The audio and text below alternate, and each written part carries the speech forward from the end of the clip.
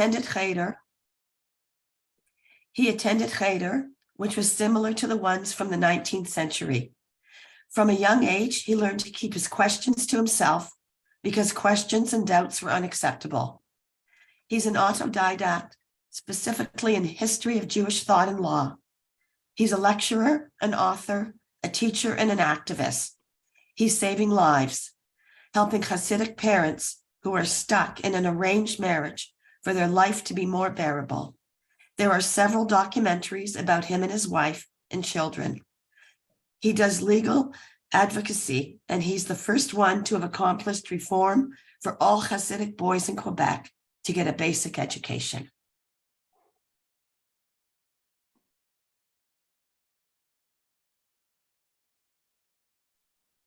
Thanks. That's very kind words. I hope it fits me. Can you hear me clear? Can you hear me clear? Can you hear me? Yes, we can. Oh, okay. We're on mute. So some people say I'm an anti-hero. And what it means, it's something similar to what we have in the 19th century. The first Hebrew autobiography was written by Lilienblum, Moshe Leib Lilienblum, who argued that he's an anti-hero. If you read his autobiography, you see what happens to people when they are not raised in the right way. And so in that way, you can say that I'm an anti-hero. So now let's start. The first memory that I remember in my lifetime is when I was a child of maybe about 2 years old. I had two younger sisters, younger than me at the time, and I'm walking. I remember me walking. My mother was then a newborn. So she was then a new mother. She had a newborn baby. This was probably the fourth child. You should listen to me. And she screams on my father. She screams to him in Yiddish, Roitzeach, what means murderer. So my father is coming out from the bedroom. I see my mother lying in bed with a newborn in her hands. And she is like crying and in panic, and she's screaming on my father, who leaves the room, that he's a murderer. I think that's the first memory that I have in my life. And that's, I think, very illustrational. By the way, I just want to mention that English is my 5th language. I started in a very late stage of my life to learn English, so I apologize for my poor vocabulary.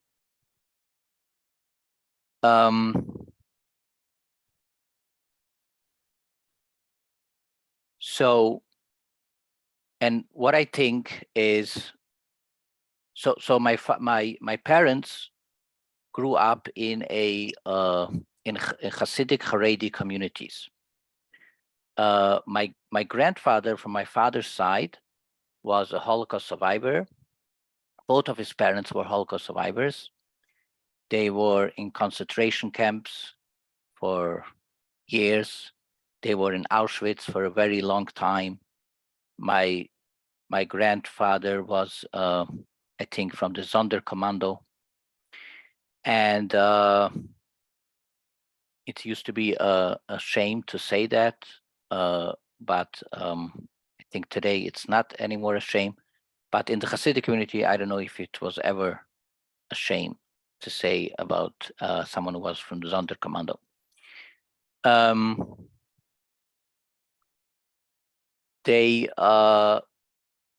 My grandfather came to America through a Satmar Chassid with the name Reb Shlomo Geffen. I think he helped him come to America, and probably that's why he became a Satmar Chassid. And the same Reb Shlomo Geffen was maybe also the shadchan between him and my grandmother. My grandfather was born in Krakow in a Hasidic environment, Radomske Hasidim. Radomsk was the third biggest Hasidic sect in Poland before the war. The biggest was Ger or Gur. The second biggest was Alexander, and the third biggest was Radomsk. The Radomsk Rebbe was a millionaire, was very rich. He had 36 or 37 yeshivas around Poland that were all Radomsk yeshivas. 1 minute. Okay, sorry. If there's any comments or questions, you can interrupt me anytime. Anyone? So Can I, excuse me, can I suggest that people put it in the chat so that we have everybody on mute so we can hear you? Would that be okay? Sure. And is there So anyone they'll write the question. Okay, but I'm not reading much. Is there anyone who can volunteer to read the questions to me? Okay, Shifra will read it. Okay, no problem. Okay. So when I was 26 years old, I lost 3/4 of my eyesight. I couldn't see my fingers. How did that happen? It's not very common to happen for us 26 years old, I think. So the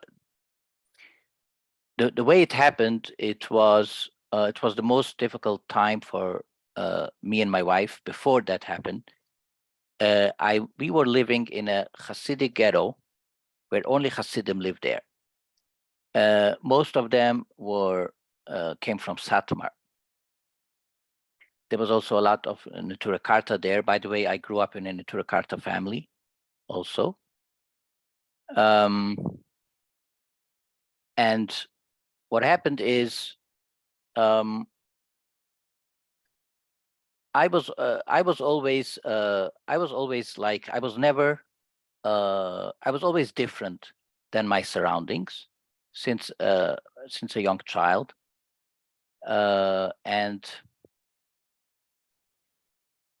And one of the things that I remember, that I was always very sensitive when it comes to feelings of others, like empathy and abuse.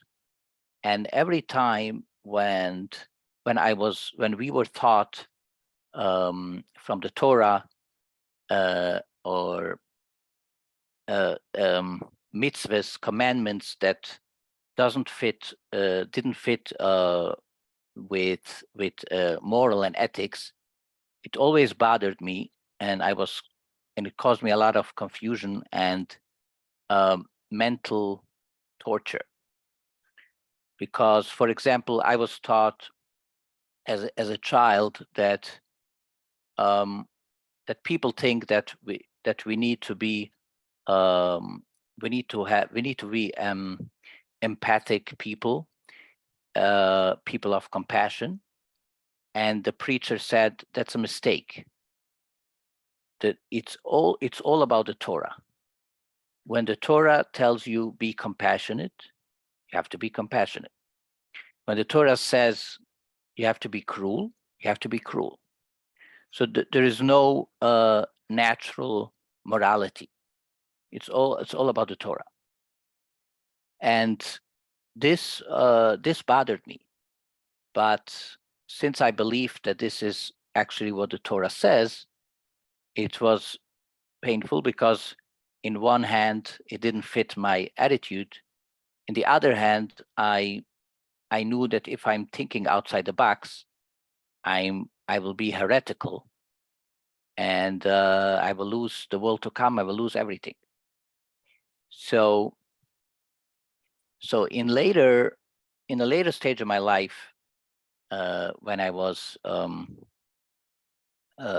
beginning, let's say, the age of 17, 18, and later,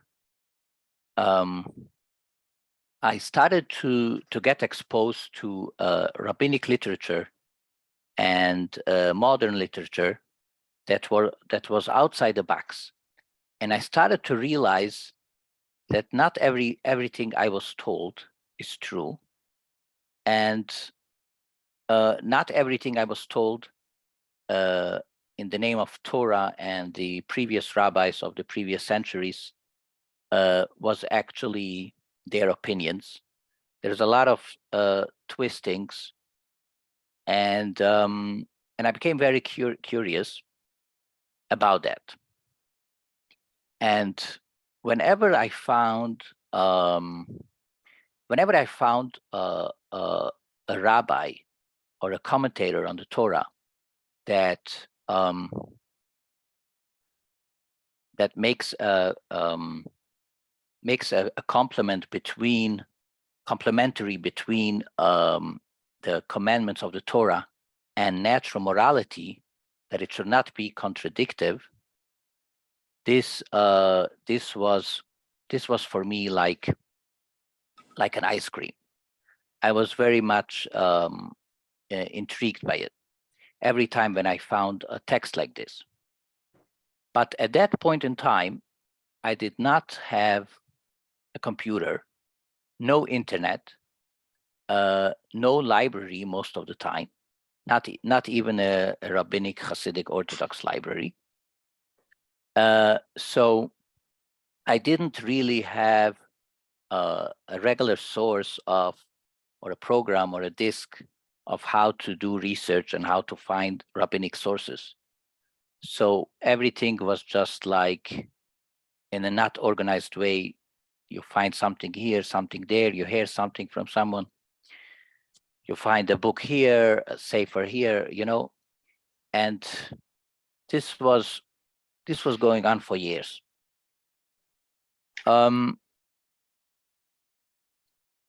Now, during this time, there was a famous scholar from the 1700s and 1800s in Europe, who was a modern scholar and a controversial rabbinic scholar, who wrote a lot of books on Judaism. And there was a controversy in his time, and he was from the fathers of the Haskalah, the Jewish Enlightenment movement. And according to my knowledge, as a child, this author was considered to be a maskil. What meant a maskil means a modern Jew, but in Hasidic communities like Satmar, for example, the word maskil became a synonym for heretic. So I knew that this scholar was a heretic, and I was also reading that the rabbi of Prague at the time, who is very famous still today, came out with a cherem, came out very harsh, a very harsh war and fight against this scholar, and said about him very harsh things, that he's a heretic and a Russia, an evil person, and curses against him. One day, I was visiting a friend of mine in Kiryas Joel, the Satmar ghetto, and this friend of mine, he was a writer. He was what's called a yadon, someone who knows about a lot of sforim and books that regular Hasidim don't know. And he had 3,000 books in his 3,000 rabbinic books in his home, and I love to to look around, and I found a small book that was published in 1800 in Prague, and the author was a disciple of the famous rabbi of Prague. And I'm reading the book, and I see in the beginning of the book, he published a letter written by this masker. And before he quotes he published a whole letter about a controversial topic, something about Kabbalah, if it's important to believe in Kabbalah or not. And before the letter, he wrote a few lines of praise to the author of the letter, to this masker. And I was flabbergasted. What is going on here? This author is the closest disciple of the Rabbi of Prague, and a very known rabbi. How can he praise a maskil that was banned and persecuted and accused as a heretic by his own rabbi, by his own master, the Rabbi of Prague? What is going on here? I became very intrigued and curious in that topic. And I started to do research about the story of this scholar in the 1700s.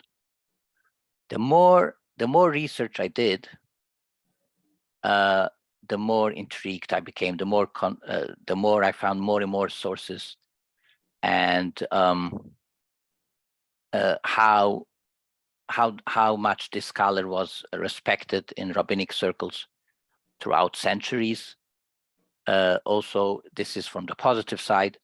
Also from the negative side, everything that happened, that rabbis were saying and writing against him in his time, and there was a controversy. And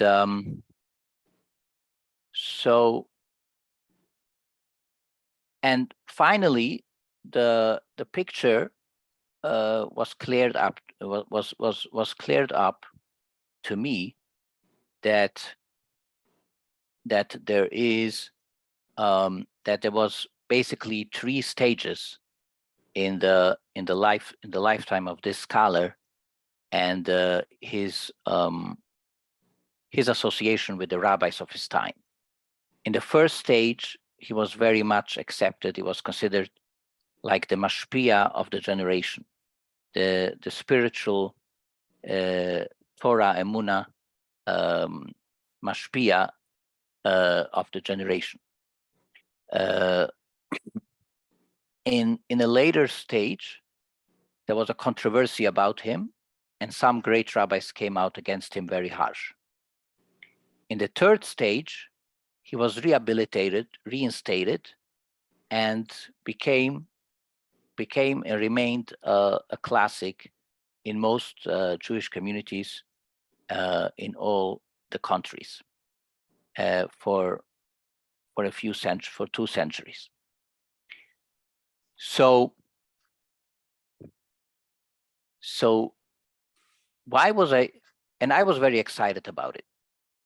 one of the reasons why I was so excited about it is because this same scholar was a very big whatchamacallit, agitator or activist or missionary for secular basic education for Jewish children and Jewish people.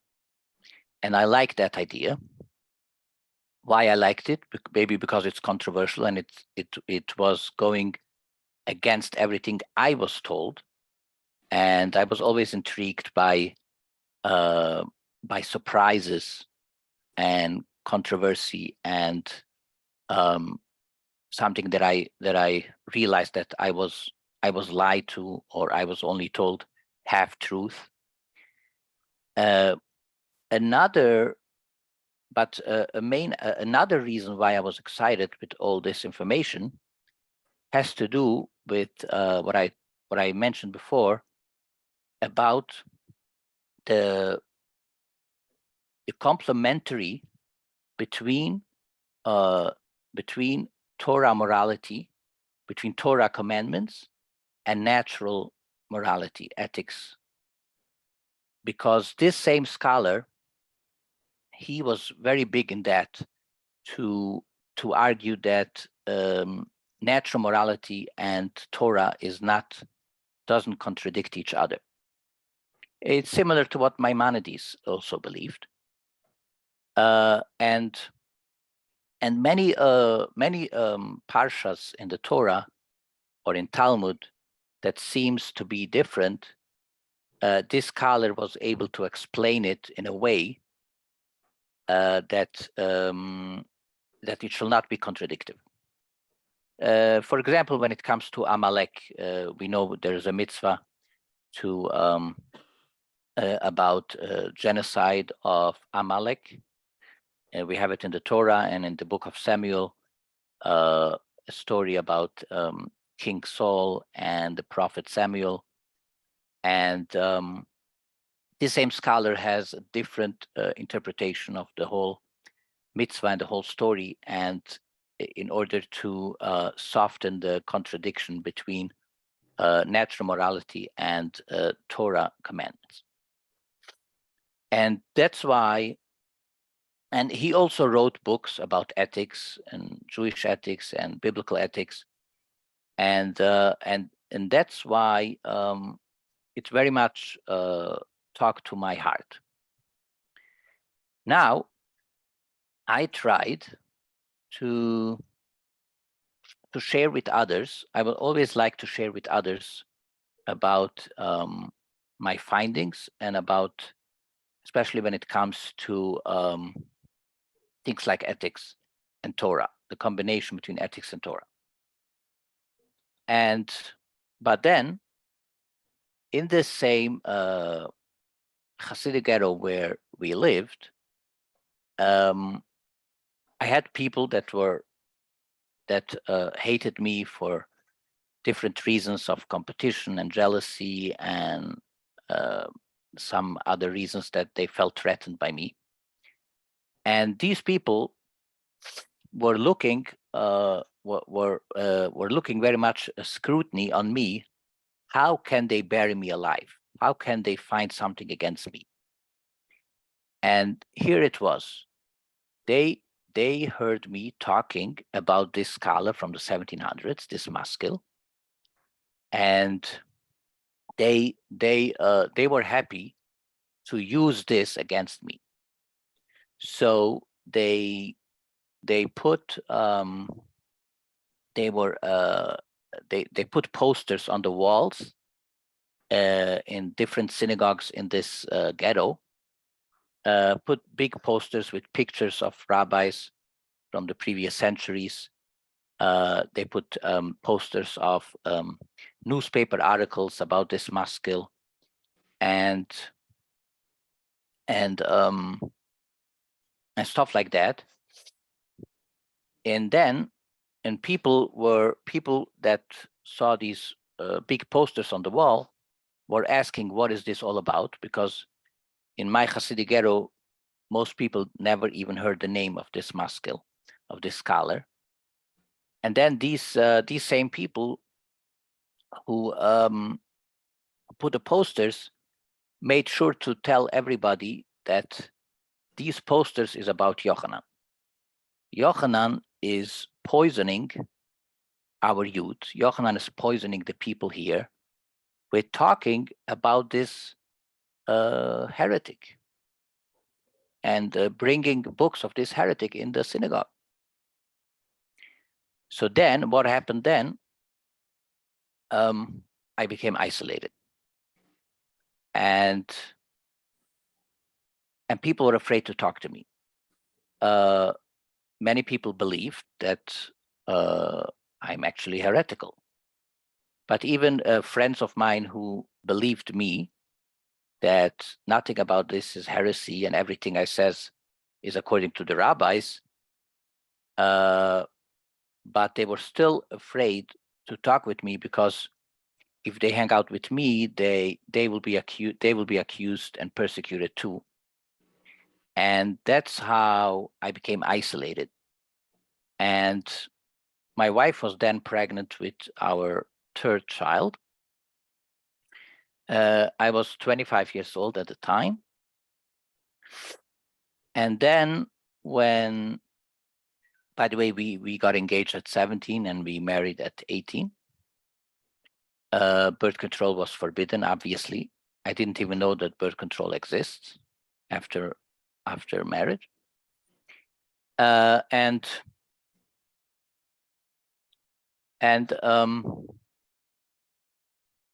that's how the attack on my eyesight happened. I suffered on mental illness since a young child, especially since I was a teenager, and my father didn't know about mental illness because he was a Hasidic ignorant person. Although he was considered the most enlightened person in this community. He was considered kind of a psychologist later, like a Hasidic psychologist and stuff like that. But he didn't know anything about it, so he didn't understand why the prayers takes me longer than other people, because my OCD made me that the prayers in the morning took me 3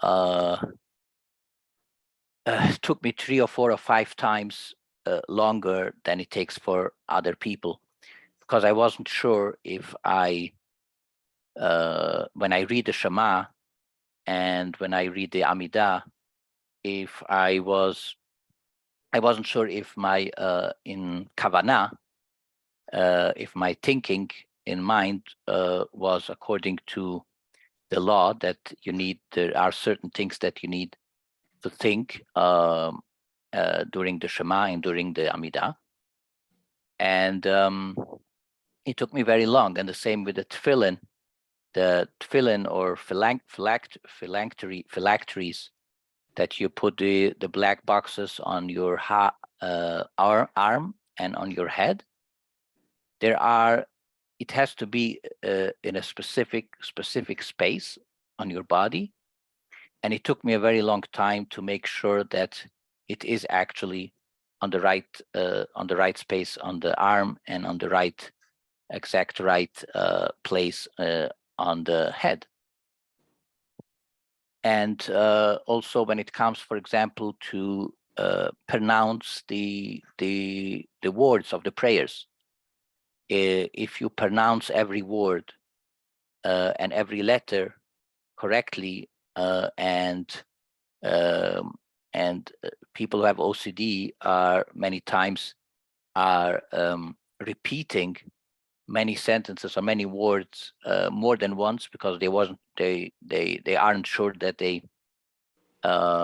were pronouncing it the correct way, with the right nekudas, the vowel pointings and everything. And that's why it took me much longer. By the way, I remember I was born in London, England, and at the age of 10, I came to Canada. And in London, when we pronounced the resh, we pronounced different. The R, the Hebrew R, we pronounced it different in these two places. In London, we said r, r, resh, and in Canada, in this Hasidic community, we pronounced it the Hungarian way, where you have the hard resh. R. And I remember as a young child, I was speculating what is the right version and what type of resh I shall use during the prayers and reading Torah. And then I decided I'm going to use the hard Hungarian resh. And my reason was that in the resh we used to pronounce in London, like the Britain R, many words we didn't really pronounce very much the R, the resh, like especially when the resh, let's say, is in the middle of a word or in the end of a word.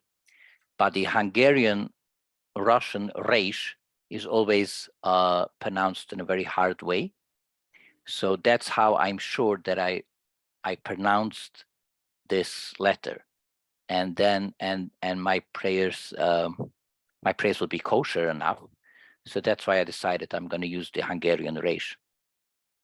As a teenager, I once told that story, and there was another bachur, another teenager older than me, who said, "What? When you were 10 years old, you had these dikes, these worries. You were thinking about this, like go out of here, like no one believes you." Something like that. And then I realized that this is something different than that this is not common for a 10-year-old child to have this type of worries and these type of dikes, but that's how it was with me. Let me see. A minute.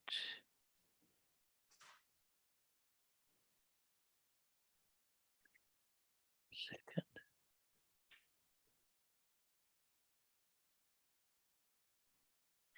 Yeah. The community I grew up from the age of 10. We had to wake up in the morning every morning at the time at 5:30 and 6:15 in the winter, and 6:15 we had to be in the Cheder, in the Talmud Torah, where we were studying Talmud and commentators for a few hours. Then we went to the synagogue to do the morning prayers, shacharit, and then about 9 o'clock or 9:20, about, or sometimes later, we went home to eat breakfast. And from 5:30 to 9:30, there was no food, there was no drink, no water, nothing, except between the studies and the shacharit services, we had a coffee. And now the prayers were not done in a regular way. The prayers took about a regular day. It took about 1 hour and 15 minutes or more, and it had to be done standing the whole time, not sitting. And the words, you had to shuckle to move your whole body, but especially the most important part was not just to have the intention, the kavanah, in your mind, but you had to scream. You had to say the prayers very loud. I remember the teacher once said that about the degree of the volume of the voice, how loud we have to do the prayers.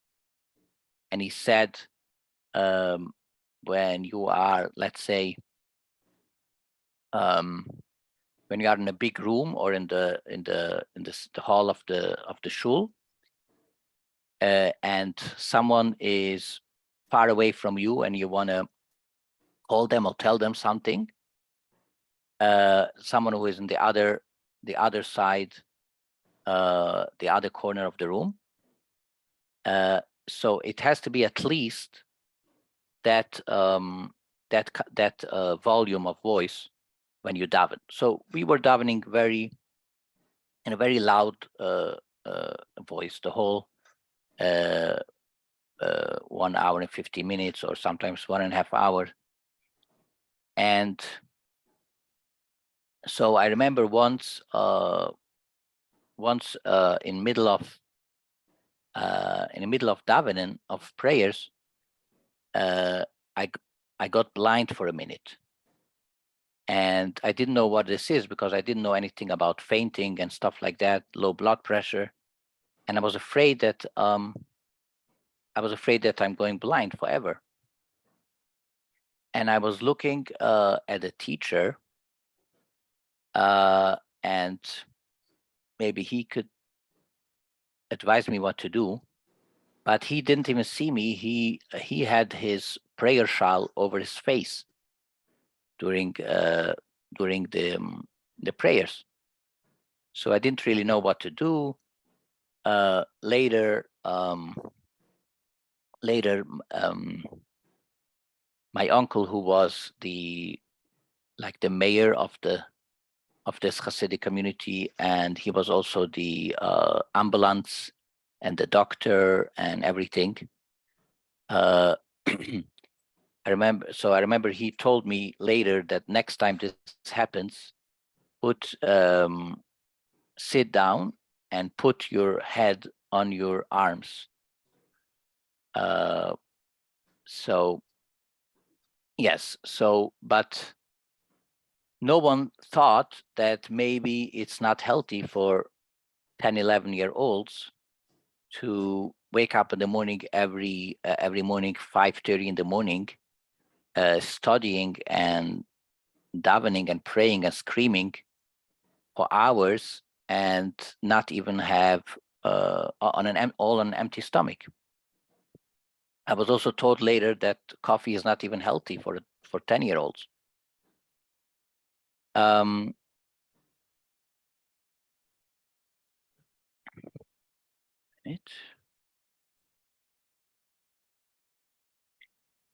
Okay, now maybe I'll skip now to. Can everyone hear me clear? Yeah. Okay. Maybe I'll skip now to something about Shifra, my wife.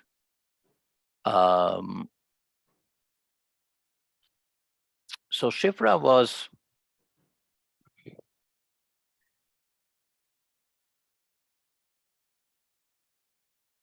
So by the way, when we left the Hasidic fold, there was a lot of obstacles and a big fight against us that we shall not able to do it. And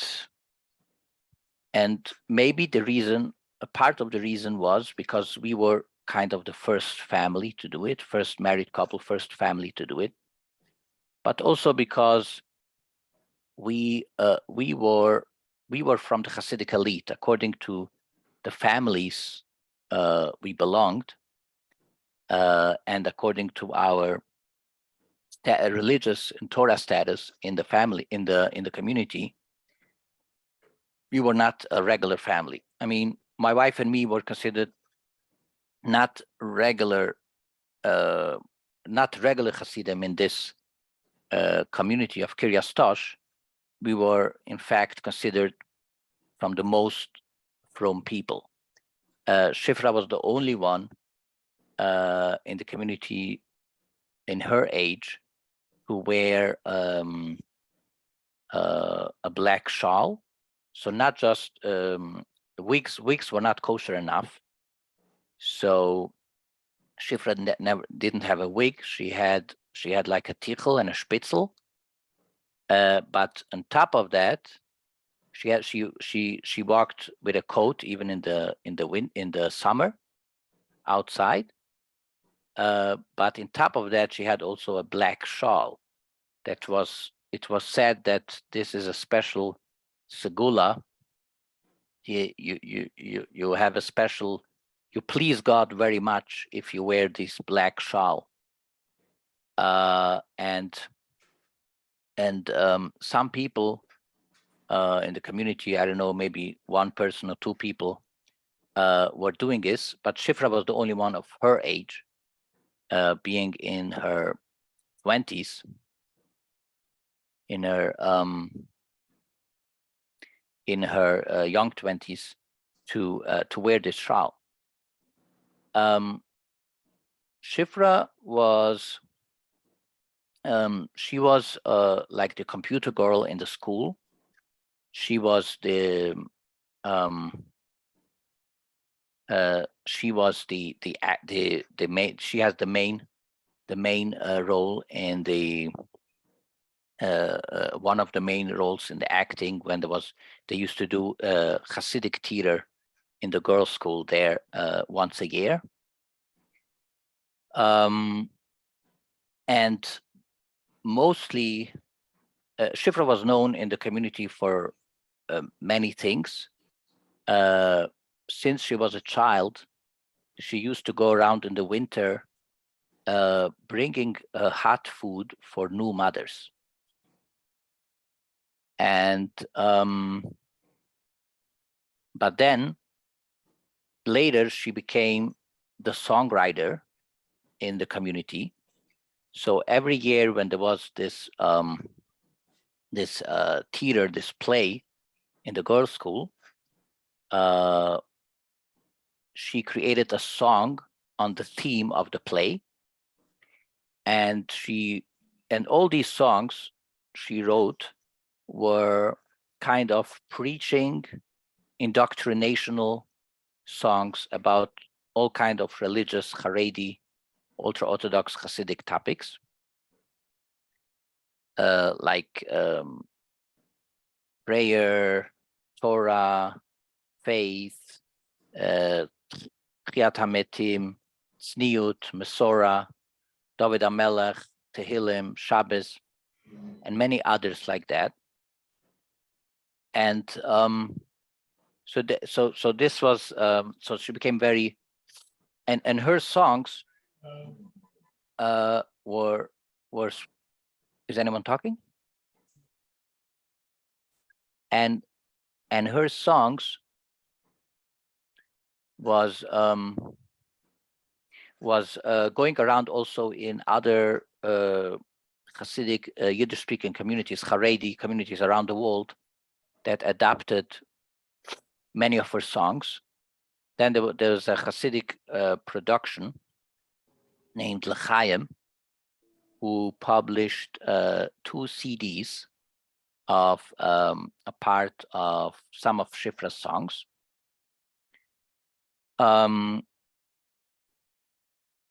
And so that's why. So that's maybe one of the reasons why there was such a big fight put up against us that we shall not leave the fold. because every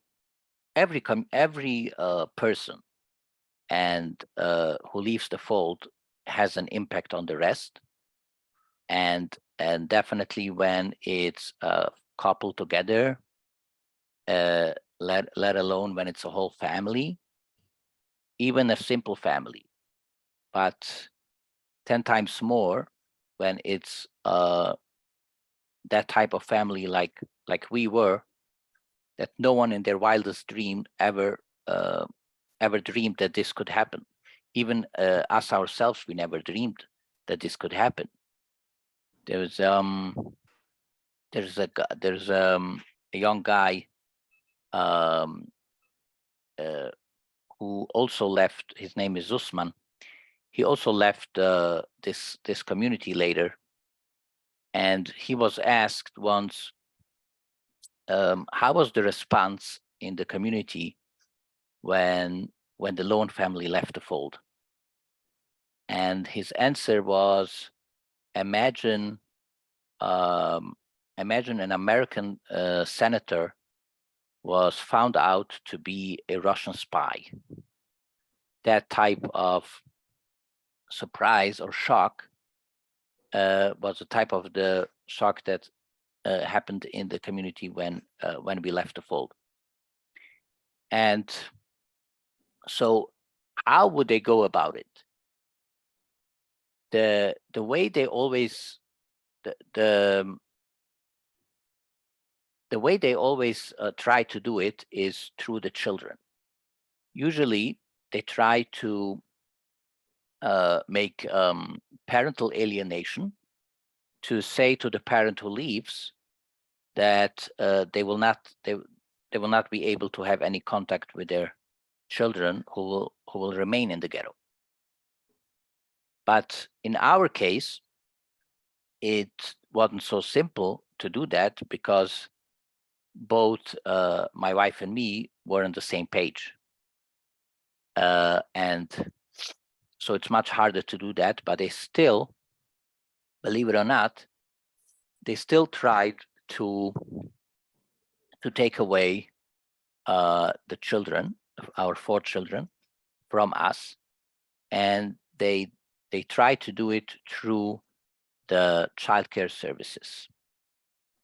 And it's a longer story that I think Shifra was telling this story in other times. There's different podcasts and videos where people can listen to this story and other stories. Was told by Shifra and by me, I think, a few times. So I'm not sure I have to repeat the whole story right now.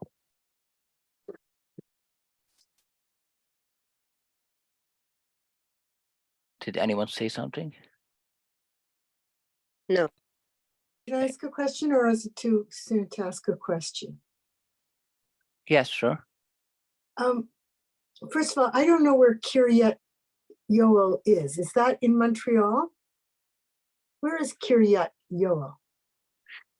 Kiryat Joel is the Satmar ghetto in Satmar Shtetl in Monroe, New York. But we didn't grow up in Kiryat Yoel. We grew up in Kiryat Tosh, what is in Canada near Montreal, and it's a much smaller community. There's only about 3,000 people, including all the children. Every family has between 7 and 18 children. My aunt has 18 children in Kiryat Tosh. And one other question. What is the difference between Satmar and Neturei Karta? Okay, good question. So there are differences between Satmar and Neturei Karta. First of all, Neturei Karta originally was not Hasidic. They were anti-Hasidic. They were misnagdim. But today, most Neturei Karta in, I believe, in America and in the diaspora are Hasidic. But you Nat- said your group was part Neturei Karta. And I don't Yes. think a lot of people are aware of who they are. Yes, And the fact that they are the people, when we do our marches on Israel, the March for Israel here in Toronto, Neturei Karta are the people standing with the Palestinians, waving Palestinian flags because they are anti-Israel. So yeah, if you were you Setmar or were you Neturei Karta? Is that the same thing? Good question. That's not the same thing, but I also have to tell you that Neturei Karta are not all the same. Even Neturei Karta itself is split in different groups, and it's not these people who are going to the rallies when it comes to Israel rallies, and they protest together with Palestinians. Is not all Neturei Karta are doing this. There is a subgroup in Neturei Karta that that was led by people like Rab Moshe Ber Beck in Monsey, Srul David Weiss, Srul Pinchas Feldman, David Shloime Feldman. Okay, one more question. What do you Yeah. consider yourself today? What type of Jewish person are you today? I say I converted from Haredism to Judaism. I consider myself a Jewish Jew, or we say in Yiddish, a Yiddish Yid, or a simple Jew. I teach Torah, I teach rabbinic literature, Talmud, I teach Yiddish. And when I teach Torah, I like to give different perspectives from different rabbinic opinions, including sometimes from Orthodox point of view, from conservative or modern liberal Judaism's point of view, different point of views. And I also give lectures about Hasidism, and not just about these type of cults that exist today, these Hasidic cults, because the Hasidic cults today is not the same that historical Hasidism that existed since the 1700s until the Holocaust. Today, the Hasidic system is very different, so I like to teach about all of that, and about neutral, a lot of neutral or positive stories and ideas of Hasidism from historical point of view. In fact, the father of Polish Hasidism, who lived in the 1700s, was my ancestor. My son is named after him. Thousands of people are traveling to his, thousands of Hasidim are traveling to his grave in Poland every year on his yard site in the month of Adar. And I was also giving lectures about him, both positive and negative. I like to talk about everything. If you go, there's a social audio app called Clubhouse. I have a lot of conversations and rooms there. If you go on my bio, my name there now is Yochanan Lowen. If you go on my bio, you will see hundreds of recorded rooms about all kinds of topics in Judaism and Hasidism, a lot of controversial topics and surprising titles. And you will also have there a lot about both about the cults that exist today, but also about historical Hasidism and Judaism and different authorities in Jewish history. One last question. Did you find a community for yourself and your family in Montreal? Do you have a shul that you go to? Yes, we have more than one. We are actually members both in an Orthodox shul and in a Reconstructionist shul, and I give sometimes classes in these places, and yes, so we are a little bit colorful when it comes to Jewish movements. Mhm. Good, I'm glad you found a community. Yeah. How did you finally get out? So I'll maybe tell in short Mhm. how we left. As you probably know, many of you probably know that in the ultra-Orthodox community today, there are different types, different categories. For example, you have Hasidic and you have non-Hasidic, that's also called Yeshivish or Litvish or Misnagdish. And then you have Chabad Lubavitch. There's a third movement, a third category. And they speak English usually. And then you have and then you have modern Orthodox. And some people consider modern Orthodoxy also as a part of liberal Judaism. As someone said that the gap between Haredi, by the way, Haredi is the Hebrew for ultra-Orthodox. And some people say that the gap between Haredi and modern Orthodox is a bigger gap than the gap between Orthodox and secular. Okay, so when it comes to Haredi, then where the big gap happens. So we one day when our son, our oldest son, was 9 years old, and he ran away from his Hasidic Cheder, and we decided we're gonna send him to a Litvish Yeshivish Cheder. But my father lived in a Hasidic, this Hasidic ghetto. He couldn't stand that his grandson should go to a non-Hasidic Cheder. So and since he was a teacher in that same Cheder, he made sure that that the principal should not accept his grandson into this Cheder.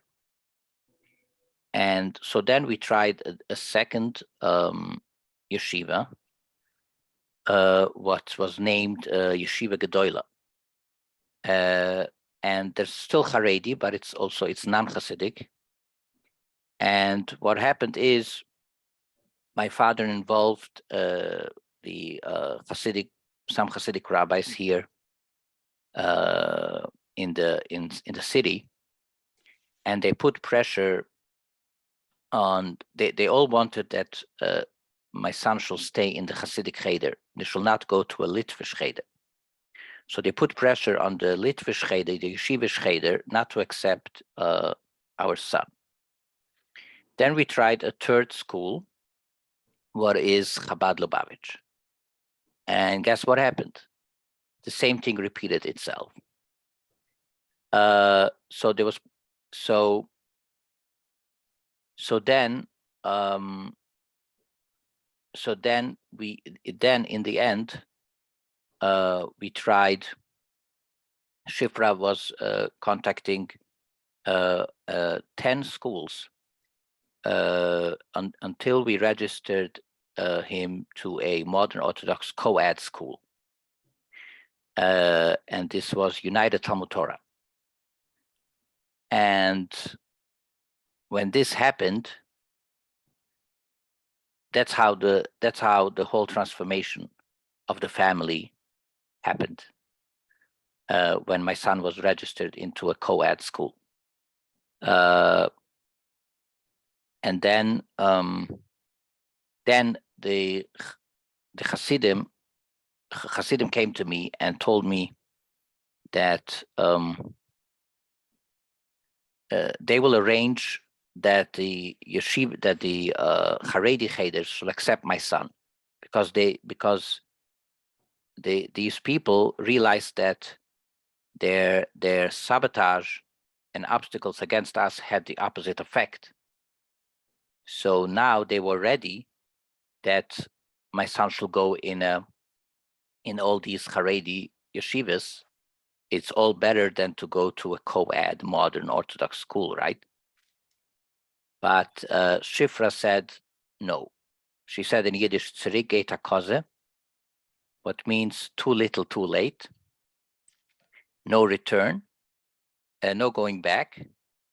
And that's how the whole transformation happened. It was miraculous. If my son would not run away at the age of 9 from his cheder, we would still be Hasidic till today. If the other Haredi cheders and yeshivas would have accept our son, we would still be Haredi or Chabad till today. And it all happened in that extraordinary circumstances that we actually left the Haredi system.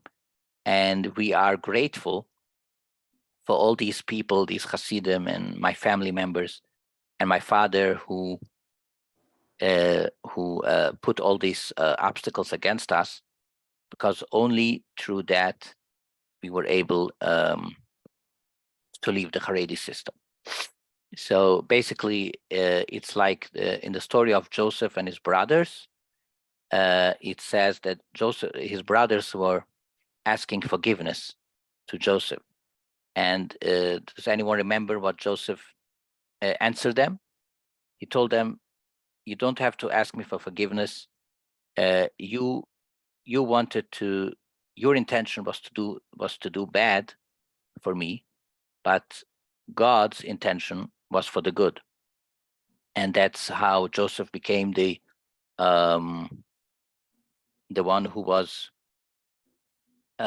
saving his family and all the other people in the area from the hunger. So in the end, it was a very good thing that all this happened. Are you still in touch with your family? So I am in touch with some of my family, not with all of them, but with most of them, I'm in touch sometimes, not very often. And even let's say I have 6 sisters younger than me, and let's say if I would like to have a real talk with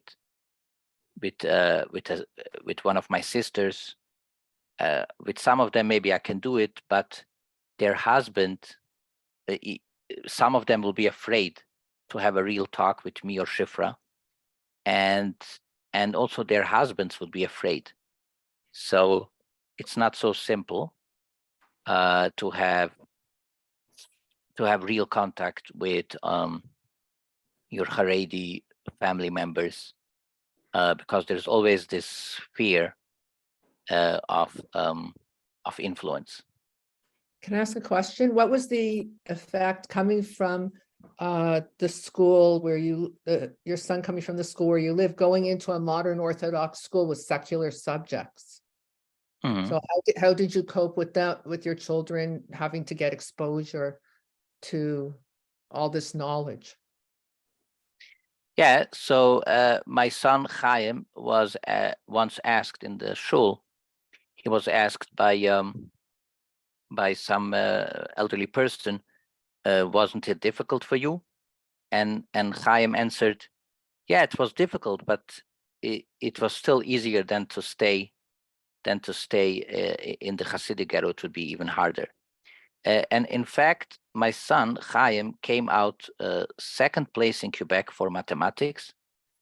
He also came out #1 in Canada for the Hebrew Bible contest, Chidon Tanakh. Then he went to Israel for the global Tanakh contest. He appeared on Israel National TV on Yom Ha'atzmaut, 2016, with the prime minister and everything. So he received other awards. Later, he received a scholarship for UFT. Recently, he received a scholarship, invitation to do his PhD in Harvard and Princeton and Chicago universities, different universities. Recently, in America, my daughter was winning an award in film, short film. By the way, my daughter recently launched on YouTube. She's playing Shifra's song. What is Shifra's first song in English? People are very surprised with this song. It's called Wings to Fly. It talks about these topics that we talk today, and it's on YouTube. It was just published last month. Yes, if you go to YouTube, Clara Wasserstein, Shifra's legal name is Clara Wasserstein. You will find this she has many video clips, Shifra, in Yiddish, many of them also in Yiddish, but this one is her first English song. I think it has 7 paragraphs with a chorus. And also, if you go to YouTube, I have a channel on YouTube called Hasidic censorship, or Haredi censorship, and there's an interesting lecture that I gave there about Rabbi Nachman Breslover and the Maskilim in the 19th century. Very surprising stories and research. Yes.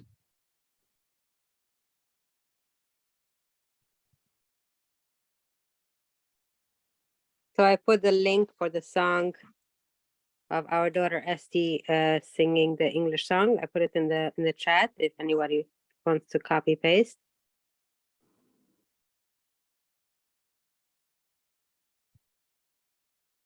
Can you tell us the story about your vision loss? I think you were going to say something about that. I think I basically tell the story how it happened because of the stress. It was the most difficult time for me and Shifra at the time when we became isolated with accusation of heresy or poisoning other people with heresy. And that's when it happened. And I was 26 years old at the time. Later, I gained a big portion of it. I gained back, but it's still difficult for me to read. So I like to video and audio better than reading.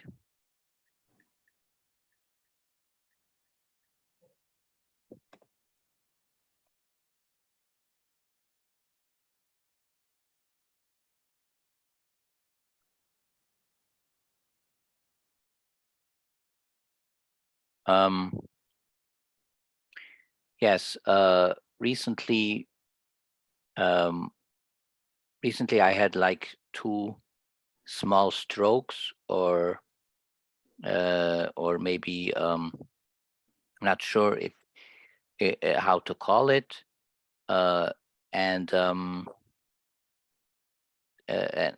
convulsion, seizures, and but I'm still surviving, and the impact that my wife and children have on thousands of Haredim is not small. We help we help Haredi people and families, especially Shifra, helped quite a few Haredim not to commit suicide, but we help Haredim to have easier life. Some of them were able to leave the ghetto as families, as whole families, with both parents. And some of them are not thinking about leaving, but they still we are still able to help them to have easier options with their double life in the system. Because according to Bar Ilan statistic, Bar Ilan University statistic about, for example, the Israeli Haredim, 90% of the Israeli ultra-Orthodox, if they would really have a chance to leave, they would leave. So, and there's a lot of obstacles. It makes it very hard to leave, especially when you're already married and you have a child or a few children. And that's why Haredi people can use a lot of support, both if they want to leave, or even if they can't think about leaving, but make their lives more bearable in the Hasidic system to navigate.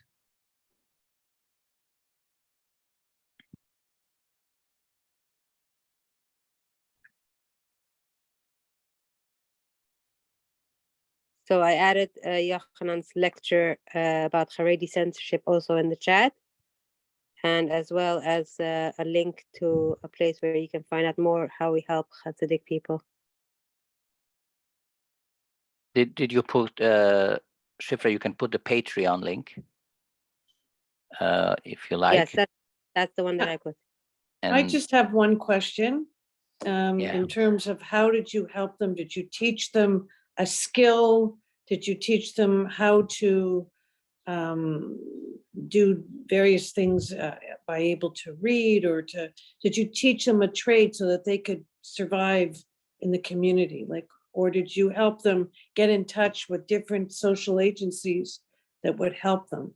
I don't know really what you did. If you could enlighten us a little bit about that. It's a lot of religious support, like to help them understand that what all the suffering that they are being put through from the strict rules are not really what God demands. It's just what the leaders convince them that this is what God demands. So he helps them teach their wives like what is actually Judaism, and he helps them with moral support, and I do that as well. We help people who want to leave, like to give them some advice and resources where they can get help and stuff like that. there's a lot. There's different ways and methods that we use. So one of them is like Shifra mentioned, where people, especially married couples, are seeking a language that they can use to their partner, how they can talk with their partner about their own beliefs and doubts and changes they want to make, because most of the time couples are afraid to talk to share with each other these heretical thoughts, and you can have a couple that both are thinking outside the box, but they don't know about each other, and they can't share to each other what they are thinking and what they want. So one of the ways to go about it is what kind of literature they can share to the partner to read that will open their eyes, and different rabbinic sources that can make their lives easier when they can show to their partner that they have support from famous rabbis about the changes that they want to make, because the Haredi system today is not really the rabbinic mainstream Jewish rulings from that goes back for many centuries. It's different. The system that Haredi system works today is very different, and it's cult-like,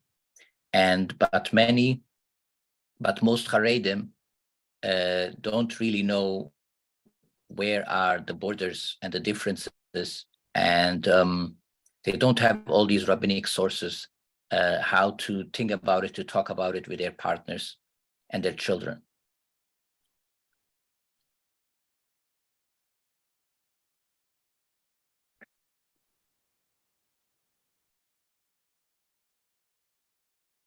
Are there any more questions?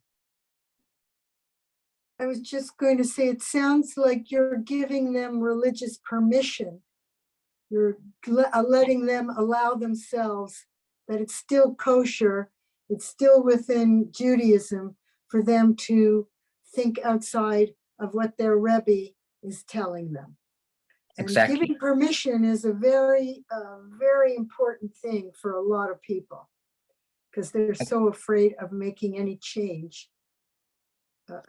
Exactly, and there's also a lot of literature that that is even written by Haredi writers like Naomi Reagan, for example, and others in our time and in old times that talk a lot about a lot of these issues and these challenges between the walls, and this gives them a lot of perspective and moral support.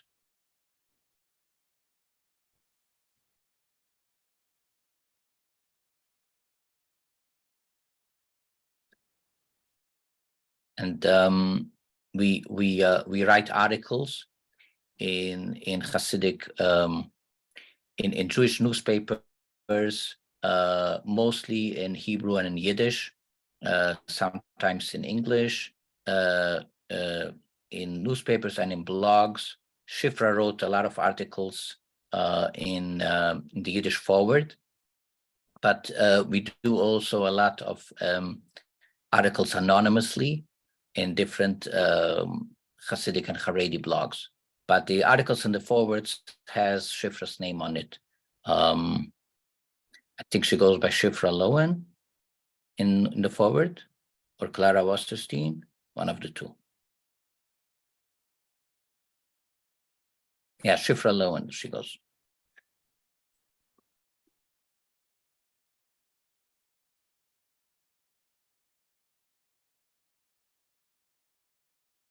Any other questions? Well, I'd like to thank you very much on behalf of National Council of Jewish Women, the two branches that could join this evening. This was extremely informative and very, very interesting. And thank you very much for spending so much time with us this evening.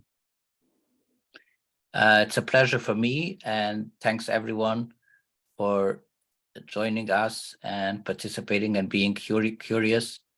And maybe we'll be able to do this another time, and talking about these topics or different stories, because there's a lot more stories in our lives than we were able to talk about it today. Thank you. Thank you. Thank you very much. Thank you. Good night. Thank you. Good night, everyone. Thank you for joining us.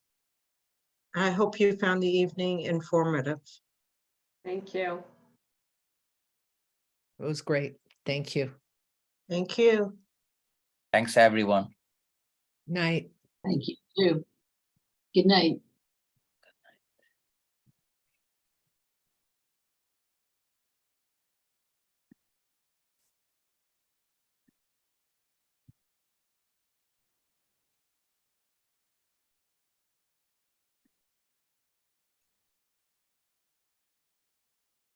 Are we staying on for a meeting of some kind? From Aura Branch or no? I don't think so. Okay. No, Shelley I think left. Shelley left, yeah. Oh, okay. Good night then. I'm Bye. gonna send the chat links to Shelley and she can send it to everybody. Oh, Thank thank you. you.